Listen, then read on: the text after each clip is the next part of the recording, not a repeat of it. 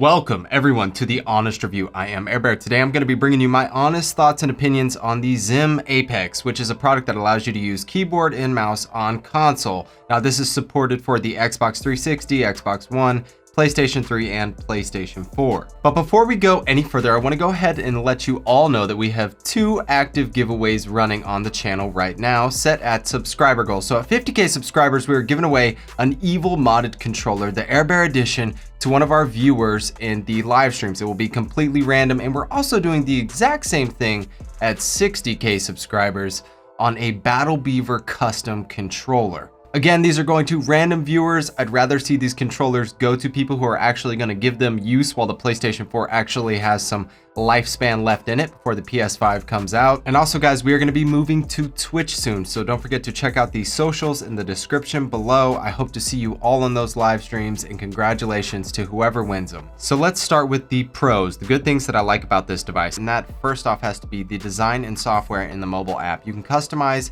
everything, your sensitivities, expert configurations, making sure that you have all your keybinds exactly where you want them to be. Everything is fully customizable to a T. And you can also customize things mid-game, so you're supported all the way across the board. You have everything you need right in the mobile app in front of you whenever you're using the XIM. You can also create custom profiles for different games, so you don't have to change it every single time that you're changing games. You can just go ahead and have profiles saved so that you can just load them up as you're playing different games. This was very well done and well thought out. They're doing a good job all around on that mobile app. There are also several very detailed instructional videos on how to get the best settings and setup for the XIM, and a lot of those are from XIM themselves on YouTube. I'll leave a link to their website and their YouTube channel in the description below in case you're having trouble getting set up and you already have this device. And I'm also going to be posting my own setup tutorial and best settings, just so people can learn from my mistakes, because there were a few that I made. I do think that the compatibility of this product is a pro. You don't have to buy a separate version for Xbox or PlayStation. It just works across the board. And I also like that it goes back to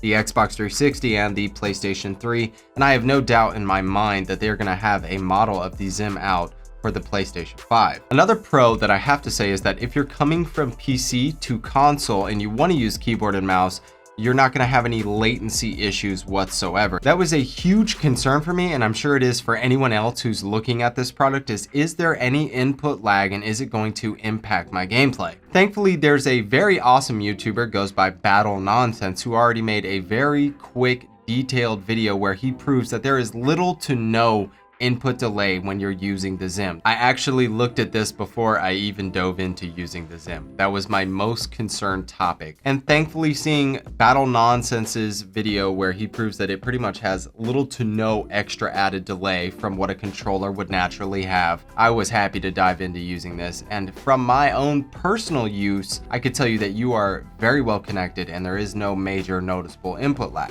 I also have to note their expert configuration feature, where you can add a little bit of smoothing to your mouse if you need to, change the type of input, whether or not you're on default or common. I'm going to cover a lot of this stuff in my own instructional setup video, but I liked that expert configuration and really getting this fine-tuned for what you're playing. And also in the expert configuration, you can create auxiliaries, which would be separate keybinds and inputs depending on the game that you're playing. So if I'm playing Apex Legends, I can use this hotkey to switch me to a different type of input so that looting is faster. Sounds really weird, but I'm going to cover all that stuff in my instructional video, which I'll be posting for you guys in the future. So now we're going to talk about the cons, things that I didn't like. And the first thing I have to hit is that this is not truly plug and play. So you got your XIM, you go ahead, get everything all wired up with your console, you got your mouse wired in, your keyboard wired in, and then your controller wired in. So then you download the app, get that connected with your XIM via Bluetooth. You also have to make sure that your DPI is set to the sweet spot for the XIM, which would be 3000 to 4000 DPI. That's really the sweet spot, and then you can customize your sensitivities in the app later. And also the polling rate has to match in the XIM application. So you go in the XIM app, you go under expert configuration, and then you set your polling rate. And then you have to make sure that your mouse is set to match, or else you're going to have issues there. As well as compatibility issues. I know that there are a few mouse and keyboards that don't work with the XIM, and you need to make sure that the mouse and keyboard that you're running off of is compatible before you dive into this product. Another issue that you might encounter would be lighting. I know that sounds a little weird, but a lot of these keyboards and mice have RGB lighting, and they're just doing a rainbow color dance all over the damn place, and this little XIM cannot power a super awesome rainbow as well as a mouse and a controller. So you're gonna have to make sure to turn those lights down a little bit so that they're not so bright, so that you don't exceed the power limit of the XIM. I personally had to turn the lighting down on my keyboard to next to none, and then I also decreased it on my mouse as well. Our next issue is not really a con, it's not really a negative thing, but I don't want anyone to get this confused. You are not going to never have used keyboard and mouse and switch from controller to keyboard and mouse and just be a god. That is a huge misconception. It's just not gonna work that way. You're not gonna pick up a keyboard and mouse and be Shroud.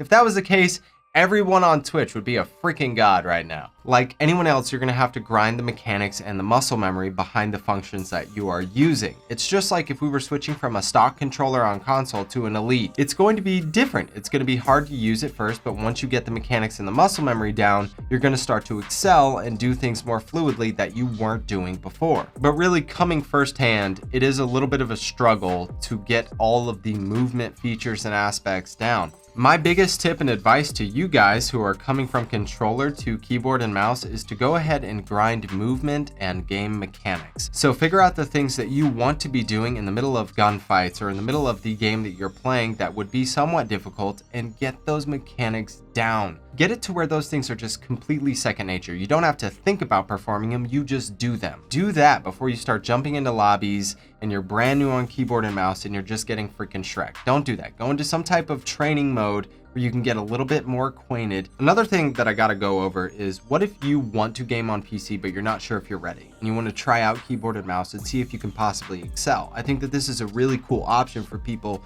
to get that experience. And another thing, imagine if pro players like Shroud, Ninja, Tfue, Dizzy, all these gods on PC were to pick up a XIM and step onto console using their keyboards and mice and just start dominating console lobbies. Imagine how much of a skill gap that would be for people on controller. It would be day and night. And the point that I'm trying to get across to you guys is that yes, that playing field would be unlevel, and that's how things are right now. People who play Rainbow Six Siege know this. They know this beyond a shadow of a doubt. I talked to my friend Izzy about this, and when you get into the diamond rank players and just anyone in the upper echelon of Rainbow Six Siege, you know that there are people running keyboard and mouse with a XIM. Why? Because it gives you that upper hand. That's just the reality of the situation. So people will say that this is cheating. My thought and opinion on the XIM Apex is that it's a great product. It works very, very well. It does exactly what it's supposed to do.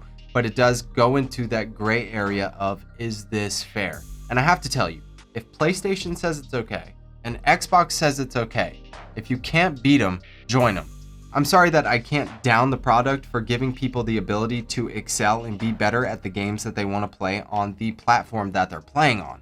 I can't down people for that. Could you say that it's unfair? Sure, you could say it's an unfair advantage, but it's an advantage that you yourself are able to have as well. So no, it's not unfair. If you got a problem with it, do it yourself and see if you can become better than the people that are beating you. But I want you guys' opinions on the XIM Apex in the comment section below. Is this cheating, guys? Should PlayStation and Xbox say that this should not be allowed? Should they be tracking people possibly using this and dropping the freaking ban hammer on them? What do you think? I need your opinion. Let your voice be heard down below. Chime in, tell me what you think about it and whether or not you think that this should be allowed on console. I think that it's done a really good job at what it's supposed to do. I feel like I'm playing on PC even though I'm using console as my gaming platform. It's really fun. And also our socials, as well as our Twitch channel where we're doing the giveaways at 50K and 60K. They're gonna be in the comment section below. Don't you guys miss those streams and possibly win an awesome controller. I do hope to see all of you in the next one. That's it for me, guys.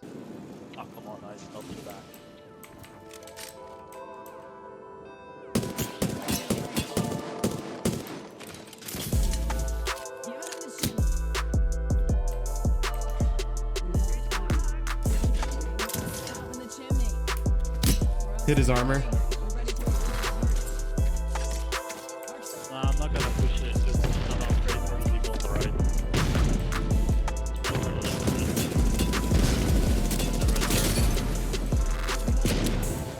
Don't push up that much there.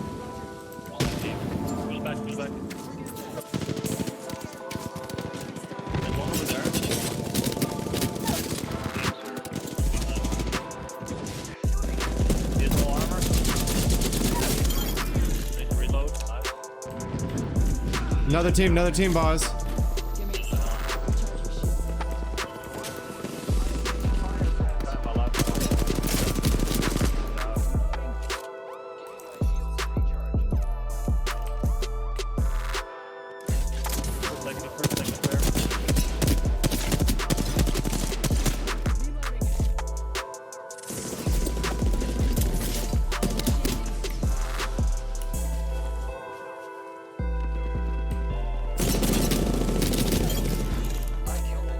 Oh, that's it? It's already over? What the hell? It was just getting good!